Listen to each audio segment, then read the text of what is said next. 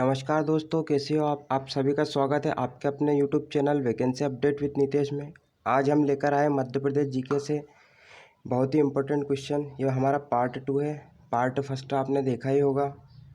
तो चलिए आज के इस वीडियो की हम शुरुआत करते हैं। ये रहा स्क्रीन पर आपका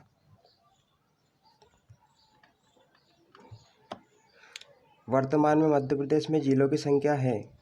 तो वर्तमान में मध्य प्रदेश में कितने ज़िले हैं ये हमको बताना है। तो वर्तमान में कुल कितने ज़िले आपको पता ही होगा, तो काफ़ी सिंपल क्वेश्चन है। तो 52 ज़िले मध्य प्रदेश में हैं वर्तमान में। और नया ज़िला जो कि निवाड़ी ज़िला है, टीकमगढ़ से अलग करके बनाया गया है, इसको भी आपको याद रखना है। पहले ज़िलों की संख्या 51 थी, अब 52 हो गई है। तो निवाड़ी ज़िला कब बनाया गया? तो ये 1 अक्टूबर 2018 को ज़िला बनाया गया है। इसको भी आपको इसकी डेट पूरी याद रखनी है, क्योंकि एग्ज़ाम में पूछा जाता है। आजकल डेट भी पूछते हैं। और किससे अलग करके बनाया है? टीकमगढ़ ज़िले से अलग करके बनाया गया है। किस संभाग के अंतर्गत आता है? तो ये सागर संभाग के अंतर्गत आता है निवाड़ी ज़िला। और सागर संभाग के अंतर्गत कितने ज़िले आते हैं? तो सागर संभाग के अंतर्गत पहले 5 ज़िले आते थे, अब वर्तमान में कितने? 6 ज़िले आते हैं। कौन कौन से आते हैं इसका नाम भी आपको पता होना चाहिए। तो एक तो सागर स्वयं है, एक दमोह ज़िला, एक पन्ना, एक छतरपुर, एक टीकमगढ़ और एक निवाड़ी। अगली बात करेंगे दूसरे क्वेश्चन पे। वर्तमान में मध्य प्रदेश में कितने संभाग हैं? ये भी काफ़ी सिंपल क्वेश्चन है। वर्तमान में मध्य प्रदेश में कितने संभाग है? तो सभी को पता होगा। तो कुल 10 संभाग मध्य प्रदेश में हैं। जी हाँ दोस्तों, 10 संभाग है कुल मध्य प्रदेश में। और 10 संभाग के आपको नाम भी आने चाहिए, और उनके अंतर्गत कितने ज़िले आते हैं, संभाग का मुख्यालय कहाँ है, तो आपको सब कुछ पता होना चाहिए। तो आप देख सकते हो ये कुल 10 संभाग है जिलेवार। सबसे पहले बात करेंगे हम जबलपुर संभाग की। जबलपुर संभाग जो कि क्षेत्रफल की दृष्टि से सबसे बड़ा संभाग है। क्षेत्रफल की दृष्टि से सबसे बड़ा संभाग है। जी हाँ दोस्तों, जबलपुर संभाग ये क्षेत्रफल की दृष्टि से सबसे बड़ा संभाग है। और जनसंख्या की बात करें तो जनसंख्या की दृष्टि से सबसे बड़ा संभाग कौन सा? तो वो है दोस्तों इंदौर। इंदौर संभाग जो है जनसंख्या की दृष्टि से सबसे बड़ा संभाग है। हमने बात करी थी जबलपुर संभाग की। तो जबलपुर संभाग के अंतर्गत कितने ज़िले आते हैं? तो इसके अंतर्गत 7 ज़िले आते हैं दोस्तों। कौन कौन से आते हैं 7 ज़िले?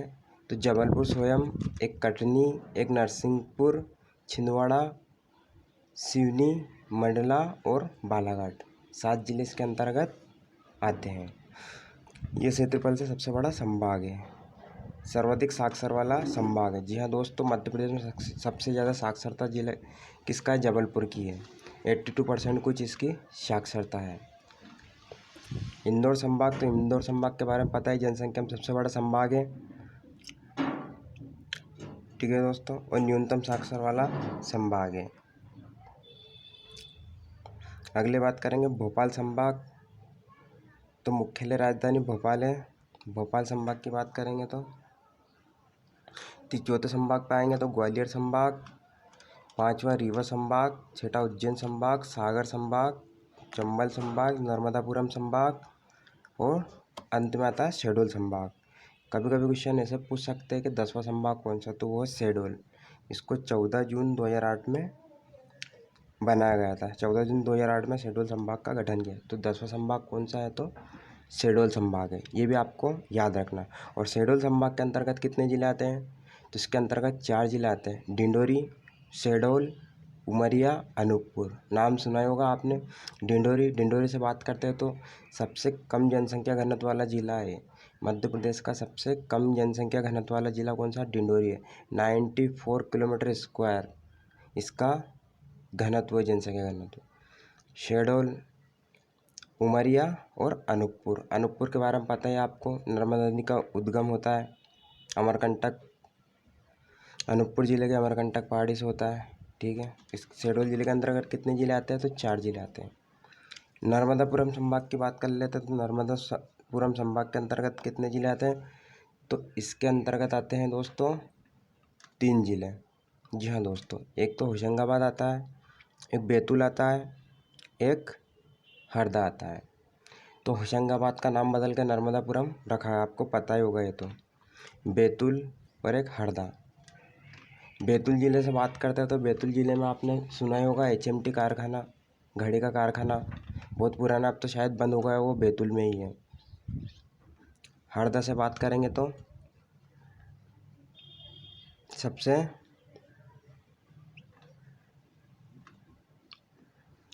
अगली बात करेंगे चंबल संभाग से। तो चंबल संभाग के अंतर्गत भी शायद 3 ही जिले आते हैं। चंबल संभाग के अंतर्गत भी 3 जिले आते हैं, भिंड, श्योपुर और मुरैना। ठीक है, चंबल संभाग के अंतर्गत 3 जिले आते हैं, भिंड, श्योपुर और मुरैना। ठीक है, ग्वालियर संभाग की बात करेंगे तो ग्वालियर संभाग के अंतर्गत कितने जिले आते हैं? तो ग्वालियर संभाग के अंतर्गत 5 जिले आते हैं, ग्वालियर, शिवपुरी, गुना, दतिया और अशोकनगर। ठीक है दोस्तों, उज्जैन संभाग के अंतर्गत कितने जिले आते हैं? उज्जैन संभाग के अंतर्गत 7 जिले आते हैं कुल, देवास, रतलाम, शाजापुर, मंदसौर, नीमच, उज्जैन और आगरमालवा। इसको भी आपको याद रखना है। और जो अपनी भोपाल राजधानी और संभाग भी है, उसके अंतर्गत कितने जिले आते हैं? तो उसके अंतर्गत 5 जिले आते हैं, एक तो भोपाल स्वयं, दूसरा सीहोर, तीसरा रायसेन, चौथा राजगढ़ और विदिशा। अगली बात करेंगे हम मध्य प्रदेश का राजकीय पशु कौन सा है? तो काफ़ी सिंपल क्वेश्चन है। तो मध्य प्रदेश का राजकीय पशु कौन सा है? तो आप सबको याद रहना चाहिए। तो ये है बारहसिंगा। जी हाँ दोस्तों, बारहसिंगा मध्य प्रदेश का राजकीय पशु है। और इसको राजकीय पशु कब घोषित किया गया है, ये क्वेश्चन आता है एग्जाम में कि बारहसिंगा जो है इसको राजकीय पशु कब घोषित किया मध्य प्रदेश सरकार। तो 1 नवंबर, क्योंकि मध्य प्रदेश में 1 नवंबर 1981 को इसको राजकीय पशु घोषित किया गया है। यहाँ से बात करते हैं तो इतना बता दिया। राज्य की मछली कौन सी है? तो राज्य की मछली है महाशिरा। राज्य की नाट्य, तो मध्य प्रदेश का राज्य की नाट्य कौन सा? तो वो है माछ। जी हाँ दोस्तों, माछ है राज्य की नाट्य। और राज्य की नृत्य की बात करेंगे तो राय नृत्य राज्य की नृत्य है। राज्य की फसल सोयाबीन। राज्य की पुष्प, तो राज्य की पुष्प है सफ़ेद लिली, सफ़ेद लिली। ठीक है, मध्य प्रदेश दिवस कब मनाया जाता है? 1 नवंबर में। और गठन कब हुआ था? 1 नवंबर 1956 को। और पुनर्गठन वर्तमान में 1 नवंबर सन 2000 को, छत्तीसगढ़ अलग करके। और मुख्य भाषा कौन सी है इसकी? तो हिंदी मुख्य भाषा है मध्य प्रदेश की। अगले क्वेश्चन पे आते हैं, मध्य प्रदेश की राज्य की फसल कौन सी है? अभी बताया था, काफ़ी सिंपल क्वेश्चन है। मध्य प्रदेश की राज्य की फसल सोयाबीन है, इसलिए मध्य प्रदेश को प्रमुख मुख्य नामों से जाना जाता है। सोया प्रदेश, सोयाबीन की फसल अधिक होती है यहाँ पर, सोया प्रदेश नाम से जाना जाता है।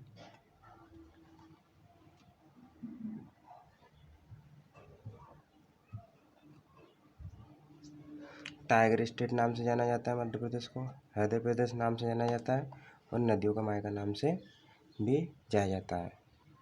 और मध्य प्रदेश को मध्य प्रदेश नाम किसने दिया? तो ये दिया पंडित जवाहरलाल नेहरू ने, जो कि प्रथम भारत के प्रधानमंत्री थे। ये भी आपको याद रखना है। अगली बात करेंगे मध्य प्रदेश का राजकीय वृक्ष। तो मध्य प्रदेश का राजकीय वृक्ष क्या है? तो है बरगद। काफ़ी सिंपल क्वेश्चन है। तो मध्य प्रदेश का राजकीय वृक्ष क्या है? तो वो है बरगद। और मध्य प्रदेश की भाषा कौन सी अभी बताई थी हमने? तो मध्य प्रदेश की राजकीय भाषा है हिंदी। ये भी आपको याद रखना है। राजकीय नृत्य की बात करेंगे तो राय नृत्य, और राजकीय नाट्य की बात करेंगे तो माछ, जो कि अभी हमने बताया था। और राजकीय खेल कौन सा है ये भी बता दूं। तो मध्य प्रदेश का राजकीय खेल कौन सा है? तो मलखम्ब। मलखम्ब राजकीय खेल है मध्य प्रदेश का, याद रखना आपको दोस्तों। मलखम्ब क्या है? राजकीय खेल मध्य प्रदेश का। अगली बात करेंगे सबसे अधिक वन कहाँ पाए जाते हैं। जहाँ दोस्तों सबसे अधिक वन किस राज्य में पाए जाते हैं? तो अपने मध्य प्रदेश राज्य में ही पाए जाते हैं। काफ़ी इम्पोर्टेंट क्वेश्चन है। मध्य प्रदेश राज्य में सबसे अधिक वन पाए जाते हैं। और बाँस सर्वाधिक किस राज्य में होता है? तो बाँस सर्वाधिक मध्य प्रदेश राज्य में ही पाए जाते हैं। लेकिन पूरे राज्य की बात करेंगे तो पूरे राज्य में आपने देखा ही होगा वहाँ पर बाँस के घर बने होते हैं, लेकिन सबसे अधिक की बात करें तो सबसे अधिक बाँस कहाँ उत्पादन होता है, तो मध्य प्रदेश में ही उत्पादन होते हैं। मध्य प्रदेश में सबसे ज़्यादा वन पाया गया है तो वो सागौन पाया गया है दोस्तों। वृक्ष की बात करेंगे तो साल वृक्ष मध्य प्रदेश में पाया जाता है। सबसे ज़्यादा वन पाया गया तो वो सागौन पाया गया है। अगली बात करेंगे, सिटी ऑफ जटायु किसे कहा जाता है। काफ़ी एग्जाम में पूछा गया, सिटी ऑफ जटायु के उपनाम से जाना जाता है तो मांडू को जाना जाता है, जो कि धार जिले में पड़ता है। सिटी ऑफ जटायु तो मांडू को कहते हैं। इसको एक और नाम से जाना जाता है दोस्तों, सादियापुर नाम से भी जाना जाता है। सादियापुर नाम से भी जाना जाता है मांडू को। डायनासोर जीवाश्म पार्क कहाँ पर है, तो ये धार जिले में। याद रखना, डायनासोर जीवाश्म पार्क है ये। तो डायनासोर जीवाश्म पार्क कहाँ पर है, तो ये धार जिले में है। अगली बात करेंगे, सरदारपुर अभ्यारण्य किस जिले में, तो ये भी धारानगरी। धार को धारानगरी के नाम से भी जानते थे। सरदारपुर अभ्यारण्य जो कि एक खरमोर पक्षी के लिए विख्यात है। सरदारपुर अभ्यारण्य किस जिले में, तो ये धार जिले में पड़ता है। ठीक है दोस्तों, अगले क्वेश्चन पे आते हैं। पार्वती नदी का उद्गम कहाँ से होता है, तो पार्वती नदी का उद्गम होता है आष्टा तहसील से। आष्टा तहसील कहाँ पर पड़ती है, तो सीहोर जिले की आष्टा तहसील से होता है। सीहोर जिले की आष्टा तहसील से पार्वती नदी का उद्गम होता है। काफ़ी एग्जाम में पूछा गया क्वेश्चन, इसलिए आपको याद रखना पार्वती नदी का उद्गम कहाँ से होता है, तो ये होता है सीहोर जिले की आष्टा तहसील से। अगली बात करेंगे, रातापानी अभ्यारण्य। तो रातापानी अभ्यारण्य किस जिले में पड़ता है, तो रातापानी अभ्यारण्य पड़ता है ये रायसेन जिले में। भोपाल जिले के पास पड़ता है रायसेन जिला। भोपाल संभाग के अंतर्गत आता है रायसेन जिला, अभी बताया था हमने आपको। तो रातापानी अभ्यारण्य किस जिले में है, तो ये रायसेन जिले में है। ठीक है दोस्तों, रातापानी अभ्यारण्य याद रखना आपको। धान अनुसंधान केंद्र स्थित है, तो धान अनुसंधान केंद्र, राज्य में धान अनुसंधान केंद्र कहाँ स्थित है, बड़वानी में स्थित है। तो बड़वानी में है। बड़वानी को बड़नगर या सिद्धनगर नाम से भी जाना जाता है। तो धान अनुसंधान केंद्र बड़वानी। ठीक है दोस्तों, भारत में बात करेंगे चावल अनुसंधान केंद्र की, तो भारत में चावल अनुसंधान केंद्र कहाँ पर है, तो वो है कटक उड़ीसा में। ठीक है, और विश्व की बात करेंगे तो चावल अनुसंधान केंद्र विश्व का कहाँ है, तो वो है फिलीपींस की राजधानी मनीला में। अगली बात करेंगे, असीरगढ़ का किला किस जिले में है। असीरगढ़ है, उसका किला किस जिले में है, तो वो है बुरहानपुर जिले में। जी हाँ दोस्तों, बुरहानपुर को मध्य प्रदेश का दक्षिण प्रवेश का द्वार कहा जाता है, क्योंकि सबसे दक्षिण में जिला पड़ता है बुरहानपुर, और असीरगढ़ किला वहीं है। असीरगढ़ के बारे में पूछा है, क्योंकि बहुत इंपॉर्टेंट है, आपको पता ही होगा असीरगढ़ के किले के बारे में। असीरगढ़ के किले के बारे में आपको पता ही होगा, काफ़ी चर्चे में है ये, क्योंकि मुमताज़ महल को यहीं दफनाया गया था असीरगढ़ के किले में, और बाद में उसको ताजमहल में दफनाया गया। तो पहले असीरगढ़ के किले में ही मुमताज़ महल को दफनाया गया था। तो असीरगढ़ किला किस जिले में है, तो बुरहानपुर ज़िले में है। और अकबर जो बादशाह हुआ था उसकी लास्ट विजय यहीं थी, सन 1631 के समथिंग शायद, या 1601 के समथिंग, पता नहीं है सन तो। पर जो लास्ट किला जीता था अकबर ने, असीरगढ़ का किला ही जीता था। लास्ट विजय इसके असीरगढ़ के किला ही थी, इसलिए आपको याद रखना है किला। एस्बेस्टस उत्पादक जिला कौन सा है, तो मध्य प्रदेश में एस्बेस्टस उत्पादक जिला किस जिले में एस्बेस्टस पाया जाता है, तो झाबुआ जिले में। आदिवासी प्रभावित जिला है दोस्तों एस्बेस्टस, झाबुआ जिले में। यह आपको याद रखना है। एस्बेस्टस कहाँ पाया जाता है, तो ये झाबुआ में पाया जाता है। अगली बात करेंगे, टंगस्टन। तो टंगस्टन उत्पादक जिला कौन सा है, तो टंगस्टन एक धातु है जो बल्ब पे उसकी फिलामेंट टंगस्टन का बना होता है। टंगस्टन उत्पादक जिला कौन सा, तो वो होशंगाबाद। होशंगाबाद जो कि नर्मदापुरम संभाग के अंतर्गत आता है, अभी हमने बताया था। होशंगाबाद की और क्या क्या विशेषता है दोस्तों, तो स्टील संयंत्र भी यहीं होशंगाबाद में है। सतपुड़ा राष्ट्रीय उद्यान है। सबसे लंबा सड़क पुल तवा नदी पर है, वो भी होशंगाबाद जिले में पड़ता है। जनसंख्या की दृष्टि से सबसे छोटा संभाग। और सिक्योरिटी पेपर मिल होशंगाबाद में ही है। सिक्योरिटी पेपर मिल जो कि होशंगाबाद में सन 1967 या 68 में इसकी स्थापना हुई थी। और मध्य प्रदेश का एकमात्र हिल स्टेशन पचमढ़ी, वो भी होशंगाबाद में पड़ता है।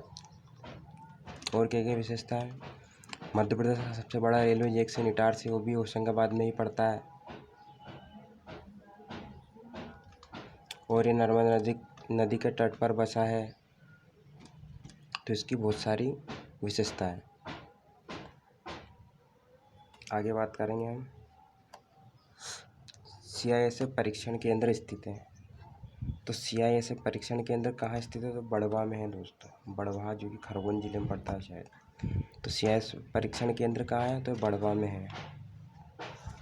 अगली बात करेंगे, अगर CISF की जगह CRPF पूछ लिया तो CRPF परीक्षण केंद्र कहाँ है, तो CRPF परीक्षण केंद्र शायद नीमच में पड़ता है।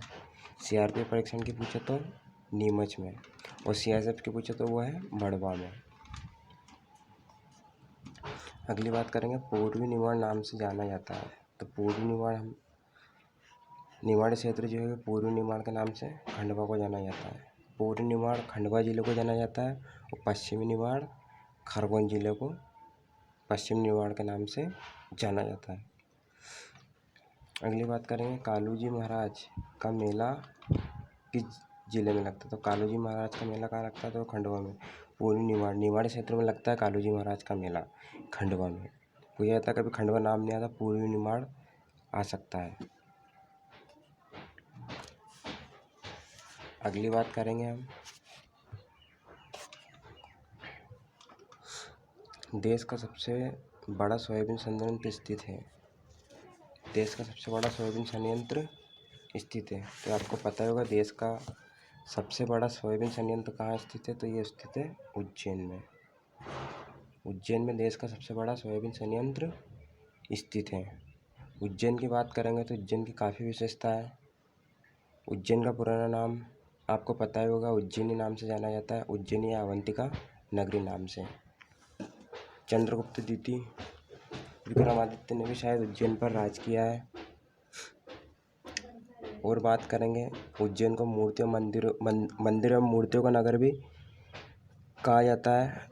यहाँ पर बृहत्हरि की गुफाएं, संदीपनी आश्रम, काल भैरव, चंपा की बावड़ी, हरिसिद्ध मंदिर, महाकालेश्वर मंदिर, बहुत सारे मंदिर है, इसलिए मंदिर मूर्तियों का नगर नाम से जाना जाता है। और मध्य प्रदेश की एकमात्र जंतर मंतर वेधशाला भी उज्जैन में ही स्थित है, आपको पता ही होगा। एक और विशेषता, 21 जून को सूर्य 90 डिग्री का कोण बनाता है उज्जैन में। 21 जून को बिल्कुल सीधी रेखा में कोण बनाता है उज्जैन में 21 जून को 90 डिग्री का। और क्या क्या विशेषता है, यहाँ पर संस्कृत विश्वविद्यालय है, आपने देखा ही होगा। संस्कृत विश्वविद्यालय कहाँ स्थित है, मध्य प्रदेश में, तो वो है उज्जैन में। नाट्यकला एकेडमी जो कि उज्जैन में स्थित है। और एक और बहुत बड़ी विशेषता है कि 12 वर्ष के पश्चात उज्जैन में सिंहस्थ का मेला लगता है। अगली बात करेंगे, अगले क्वेश्चन पे आते हैं हम। अंगूर अनुसंधान केंद्र स्थित है, तो ये है रतलाम में। अंगूर अनुसंधान केंद्र कहाँ है, तो ये रतलाम है। और रतलाम को ही सेब की नगरी नाम से जाना जाता है।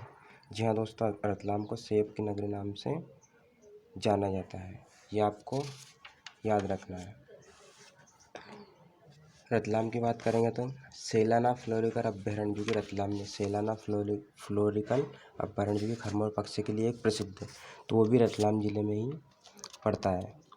और इस नगर की स्थापना किसने की थी, कैप्टन बर्थविक ने 1829 में की थी। रतलाम शहर की स्थापना कैप्टन बर्थविक ने की थी, बर्थविक ने 1829 में।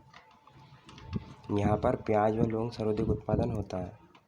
और एक और इम्पोर्टेंट है अंगूर अनुसंधान केंद्र, जो कि रतलाम में ही है। ये तो दिया है सर। अंगूर अनुसंधान केंद्र रतलाम में IMP क्वेश्चन है, अगले एग्जाम में पूछा गया है। एक और क्या विशेषता थी इसकी?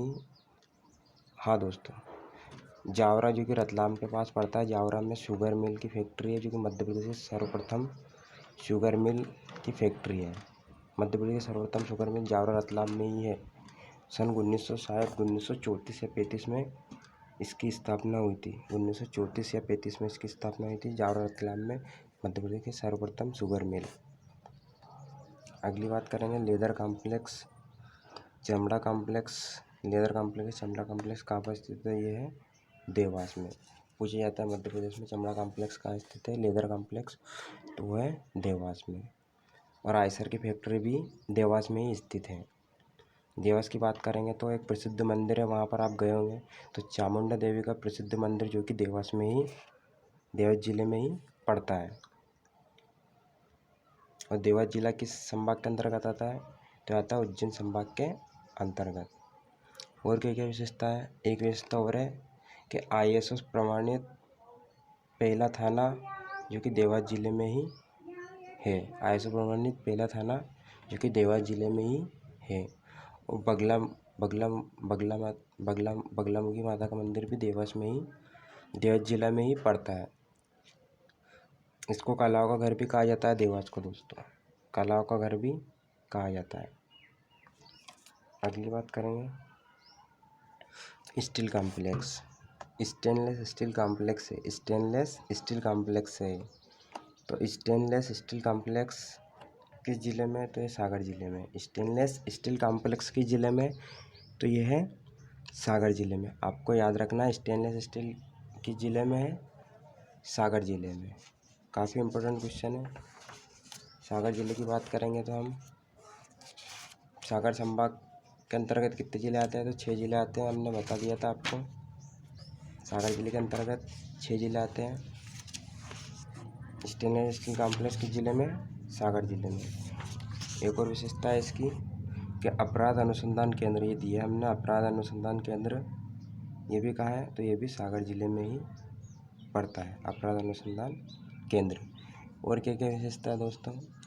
सागर की हाँ, सागर में एक उर्स लगता है धमनी का उर्स। धमनी का उर्स भी सागर में ही लगता है। पूछा जाता है धमनी का उर्स कहाँ लगता है? तो वो लगता है सागर में। ठीक है। और बात करेंगे सागर की, तो विश्वविद्यालय से बात निकल कर आती है, तो सबसे पुराना विश्वविद्यालय डॉक्टर हरि सिंह गौड़ यूनिवर्सिटी, जो कि 1946 में स्थापना हुई थी। और सबसे पहला विश्वविद्यालय है मध्य प्रदेश का, और सबसे पुराना तो किस जिले में पड़ता है? तो वो सागर जिले में ही पड़ता है, डॉक्टर हरि सिंह गौड़ यूनिवर्सिटी। और एक और है इसके अलावा Jawaharlal Nehru Madhya Pradesh police academy. Jawaharlal Nehru Madhya Pradesh police academy, वो भी सागर जिले में ही पड़ता है। और क्या क्या विशेषता है?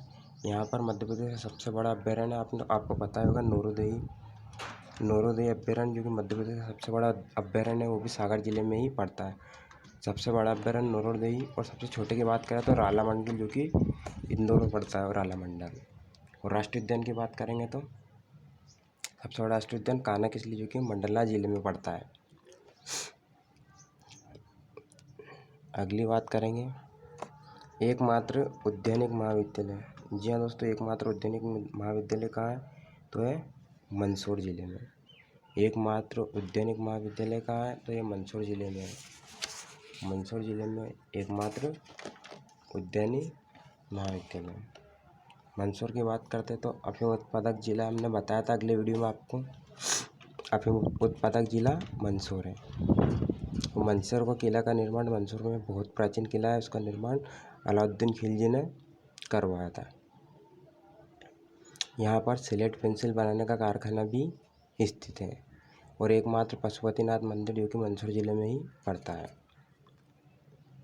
एक और बात करेंगे प्राचीन इतिहास से, तो मंदसौर का अभिलेख है एक, तो एक और पुराना अभिलेख है जो कि यशोवर्मन है। यशोवर्मन का मंदसौर अभिलेख प्रसिद्ध है।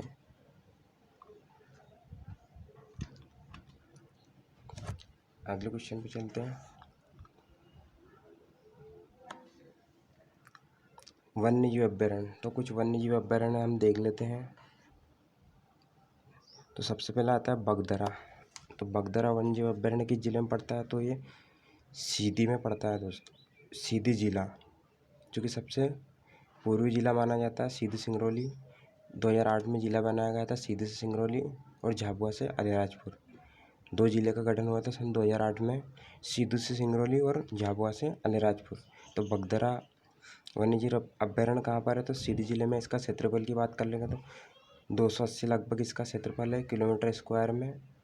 मुख्य प्राणी काला हिरण, तेंदुआ, नीलगाय आदि पाई जाती है इसमें। अगली बात करेंगे बोरी अभ्यारण्य। तो बोरी अभ्यारण्य आपको पता ही होगा, तो होशंगाबाद जिले में पड़ता है। बोरी अभ्यारण्य पूछा है, बोरी अभ्यारण्य किस जिले में? एग्जाम में पूछा भी गया था, तो होशंगाबाद जिले में।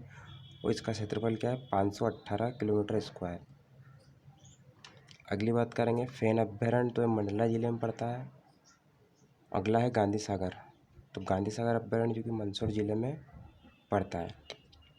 घाटी गाँव अभ्यारण्य काफ़ी इम्पोर्टेंट है। घाटी गाँव अभ्यारण्य ग्वालियर में पड़ता है। इसमें काला हिरण पाया जाता है घाटी गाँव अभ्यारण्य में। करेरा अभ्यारण्य शिवपुरी में पड़ता है। पूछा गया है ये करेरा अभ्यारण्य किस जिले में पड़ता है? तो शिवपुरी जिले में पड़ता है।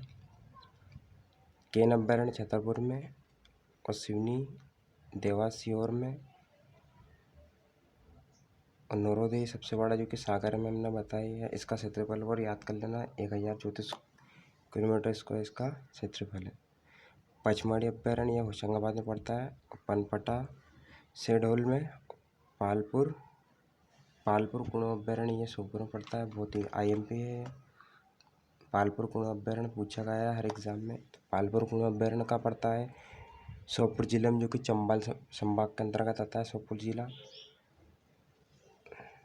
पालपुर कुणो अभ्यारण्य यहाँ पर बब्बर शेर पाए जाते हैं। पालपुर कुणो अभ्यारण्य में शेर बब्बर शेर पाए जाते हैं इसमें, तो इसके बारे में आपको पढ़ना है।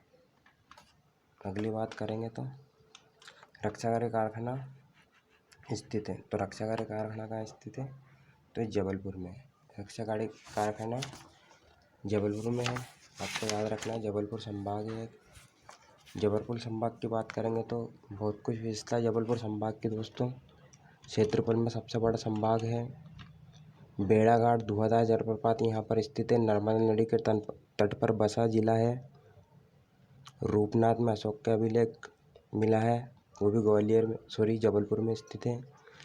भारतीय वन अनुसंधान संस्थान व ट्रेनिंग सेंटर भी जबलपुर में। और वन प्रबंधन संस्थान की बात करते हैं, भारतीय वन प्रबंधन संस्थान वो भोपाल में है और भारतीय वन अनुसंधान संस्थान जबलपुर में। और बात करेंगे जबलपुर से तो मध्य प्रदेश का पहला इंजीनियरिंग कॉलेज यहीं था जबलपुर में। और मध्य प्रदेश में हाई कोर्ट की स्थापना जो 1956 में की गई थी, वो भी जबलपुर में ही। मध्य प्रदेश का हाई कोर्ट कहाँ पर है? तो जबलपुर में। और इसकी खंडपीठ इंदौर व ग्वालियर। हाई कोर्ट की 2 खंडपीठ है मध्य प्रदेश में, इंदौर ग्वालियर। और बात करेंगे सबसे सर्वाधिक साक्षर वाला जिला है। इसकी साक्षरता 83% है, लगभग 83% साक्षर है इसकी। और बात करेंगे जबलपुर की तो नर्मदा नदी के तट पर बसा शहर है ये। और मध्य प्रदेश का मानक समय भी जबलपुर से ही लिया गया है। इसको न्यायिक राजधानी कहते हैं। जी हाँ दोस्तों, न्यायिक राजधानी कहते हैं।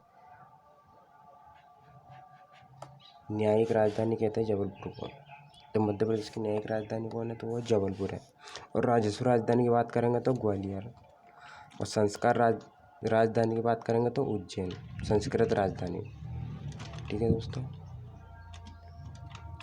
एक और बात करेंगे त्रिपुरी में हुआ कांग्रेस का अधिवेशन 1939 में, और जबलपुर में ही स्थित है। त्रिपुरी एक क्षेत्र है, जगह का नाम वो जबलपुर में ही स्थित है। रानी दुर्गावती का नाम सुना होगा। रानी दुर्गावती की समाधि भी जबलपुर में ही स्थित है। जबलपुर के पास एक गांव पड़ता है, बरेला गांव में स्थित है रानी दुर्गावती की समाधि। और gun garage factory, ordnance factory भी जबलपुर में ही स्थित है। सबसे पुरानी है, 1945 के समथिंग इसकी स्थापना हुई थी। हेवी व्हीकल फैक्ट्री वो भी जबलपुर में ही है। और महात्मा गांधी राज्य ग्रामीण विकास संस्थान भी जबलपुर में है। बात करेंगे जबलपुर की और क्या क्या विशेषता है, तो रूपनाथ का अशोक अभिलेख भी जबलपुर में ही है और रानी दुर्गावती की समाधि भी जबलपुर में ही है।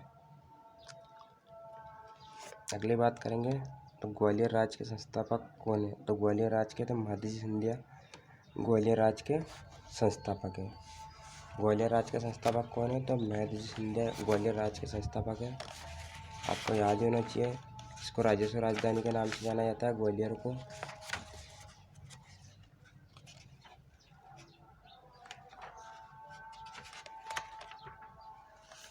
ग्वालियर की और क्या क्या विशेषता है,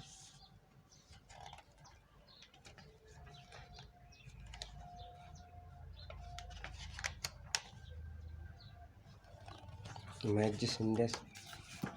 अगली बात करेंगे सांची का स्तूप का निर्माण किसने कराया, तो सांची का स्तूप का निर्माण किसने कराया, तो वो कराया अशोक मौर्य ने, जो कि मौर्य वंश का मौर्य शासक का सम्राट था अशोक मौर्य। और मौर्य वंश का संस्थापक कौन था, तो चंद्रगुप्त मौर्य। चंद्रगुप्त मौर्य मौर्य वंश का संस्थापक।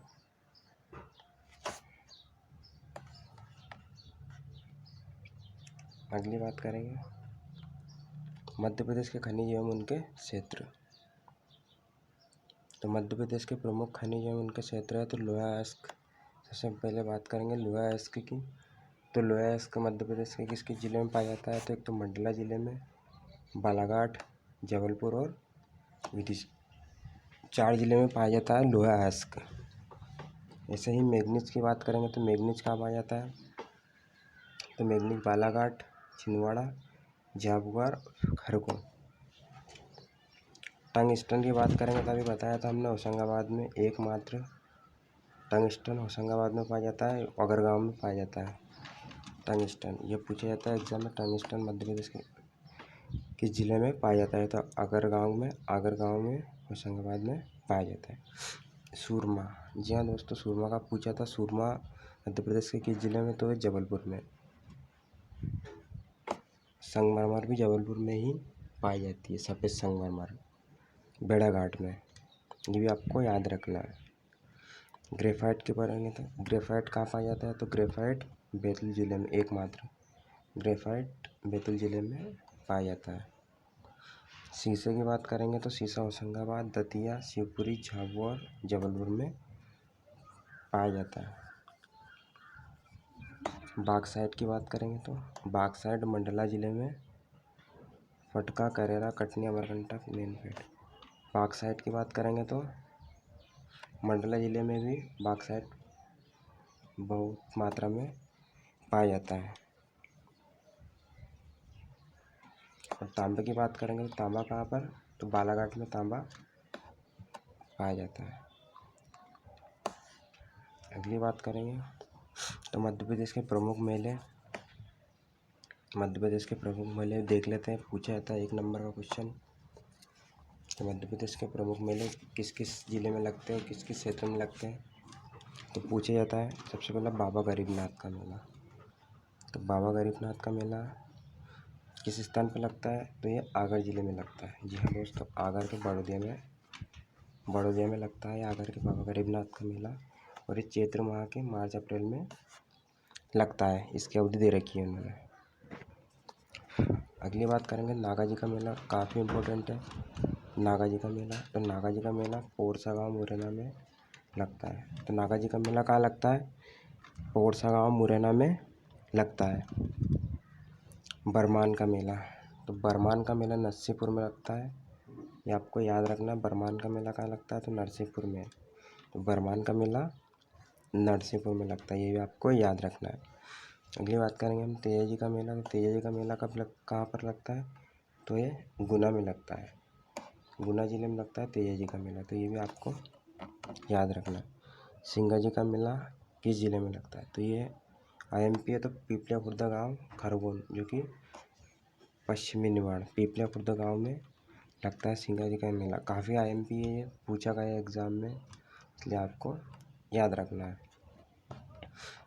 अगली बात करेंगे जोगेश्वरी का मेला। तो जोगेश्वरी का मेला ये चंदेरी में लगता है, गुना जिले में। ये भी आपको याद रखना है। जोगेश्वरी का मेला कहाँ लगता है? तो ये चंदेरी गुना में लगता है। अगली बात करेंगे सिंहस्थ का मेला, जो कि 12 वर्ष के पश्चात लगता है। सिंहस्थ का मेला भी बता चुके हैं हम, कहाँ लगता है? तो उज्जैन में लगता है। और एक किस नदी के तट पर लगता है? तो शिप्रा नदी के तट पर लगता है। ये भी आपको याद रखना। उज्जैन मेला सिंहस्थ मेला है, जो कि शिप्रा नदी के तट पर लगता है।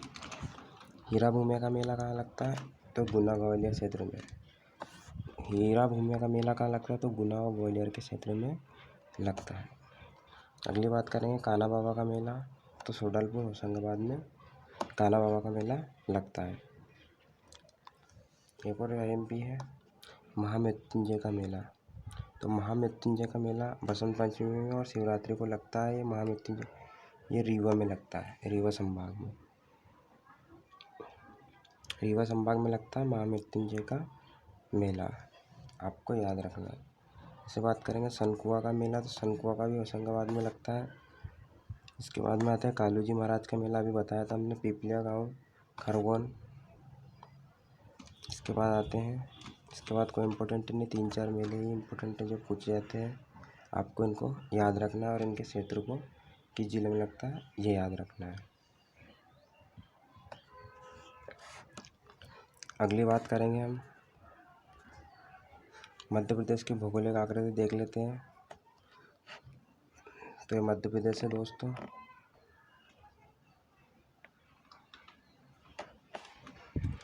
आप देख सकते हो।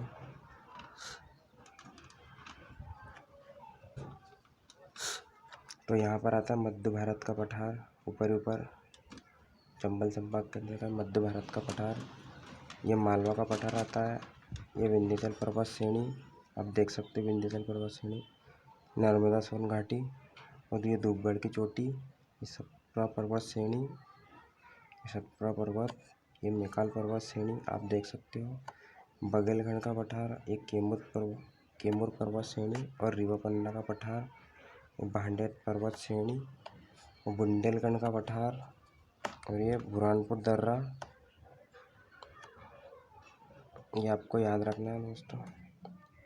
मध्य प्रदेश की बात करें तो यहाँ पर बहुत सारे वंश ने शासन किया है। हम अगले वीडियो में आपको बताएंगे, जैसे कि परमार वंश, कलचुरी वंश, बुंदेल वंश, बघेल वंश, बहुत सारे वंश ने यहाँ पर शासन किया है। तो हम उसको अगले वीडियो में बताएंगे आपको फुल डिटेल के, कौन कौन संस्थापक थे, राजधानी कहाँ थी उनकी, क्या क्या कार्य था उनका, कौन कौन से क्षेत्र में उनका राज था। तो हम अगले वीडियो में दोस्तों आपको बताएंगे।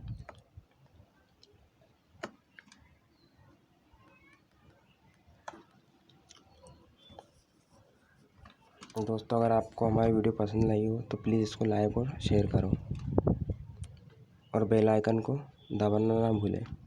जय हिंद दोस्तों, मिलते हैं अगले वीडियो में।